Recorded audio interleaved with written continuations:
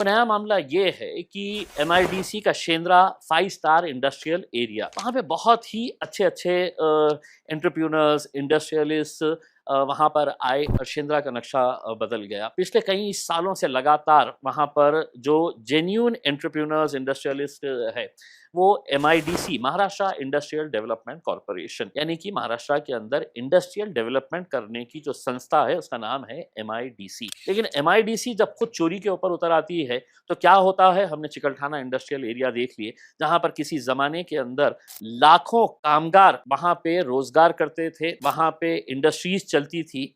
आज वहां पर अगर आप जाके देखेंगे तो आपको पता चलेगा कि वहां पे अब बड़े बड़े कॉम्प्लेक्सेस आकर खड़े हो गए हैं। फायदा किसको हुआ? तो वो बिल्डरों को हुआ। दूसरा फायदा किसको हुआ? तो एमआईडीसी के वो भ्रष्ट अधिकारियों को हुआ। और तीसरा फायदा जो है वो पालक मंत्री, इंडस्ट्रीज मिनिस्टर उस वक्त के सुभाष देसाई साहब, जब हमने उनके ऊपर ये आरोप लगाया था कि इन्होंने 100 करोड़ रुपया यहाँ से लेकर गए हैं चिकलठाना इंडस्ट्रियल एरिया को, बिल्डर्स और बड़े बड़े जो पैसे वाले लोग हैं, धन्ना सेठ है, उनको ये इंडस्ट्रीज बेचकर उन्होंने अपना पैसा लिए और यहाँ से निकल पड़े। सुभाष देसाई साहब बड़े नाराज हुए मेरी पत्रकार परिषद देख के, और उन्होंने बंबई के पत्रकारों से कहा कि मैं इम्तियाज जलील पर मानहानि का दावा करूंगा करके, मैं कंटेम्प्ट ऑफ कोर्ट करूंगा।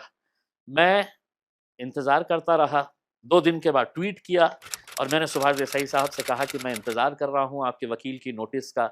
नहीं आई नोटिस। फिर कुछ दिनों के बाद मैंने फिर से उनको एक रिमाइंडर भेजा, नहीं आई नोटिस। क्यों नहीं आई? क्योंकि वो जानते हैं कि उन्होंने कुछ ना कुछ बेईमानी का काम किया है, और अगर उन्होंने नोटिस भेजे तो मैं अदालत के अंदर, कटघरे के अंदर उन्हें भी खड़े करूंगा और एमआईडीसी के अधिकारियों को भी खड़े करूंगा। खैर, मामला खत्म हो गया है। अब एक मामला शेंद्रा का आया है और उसमें एमआईडीसी ने किस तरह का खेल खेला है। सिर्फ यहाँ के पालक मंत्री, समाज कल्याण जिनके पास विभाग है, आदरणीय संजय सिरसाट साहब, बच्चे को समाज का एक अच्छा कार्य करना था, अल्कोहल से रिलेटेड एक फैक्ट्री डालने की थी। शेंद्रा के अंदर जमीन मांगी तो एमआईडीसी वालों ने कहा कि जमीन है नहीं, लेकिन मंत्री जी है और बार बार कहते हैं कि मैं मुख्यमंत्री का बड़ा करीब का हूं, अधिकारियों को डराते हैं, धमकाते हैं कि मैं उप मुख्यमंत्री के पास ले जाकर तुझे खड़ा कर दूंगा करके। तो बेचारे अधिकारी भी डर के उन्होंने भी अपने काम के ऊपर लग गए।